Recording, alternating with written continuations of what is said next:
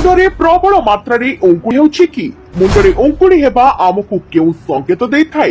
मुंडरे अंकुड़ी हेबा आमको किछि संकेत देइथाय। से आमको किछि कहिबाकू आसिछि, किछि बुझाई देबाकू आसिछि। से संकेत भल भी होई पारे एवं बहुत खराब भी होई पारे। आसंतु आमे एही छोटिया भिडियो रे जानिबा मुंडरे अंकुड़ी हेबा आमको केउ संकेत देइथाय। वेद अनुसारे, पुराण अनुसारे और शास्त्र अनुसारे जदि आपणक मुंडरे बहुत अंकुड़ी होईछि, एहा जदि आपणक शनिवार दिन किंबा अमावास्या बुधवार दिन जणा पड़े, एहा बहुत अशुभ होइथाय। आज्ञा आपणक उपरे नकारात्मक शक्तिर प्रभाव अछि, किछि हानि हेबार अछि, कोनोसी अशुभ शक्तिर प्रभाव आपणकर शरीर उपरे अछि।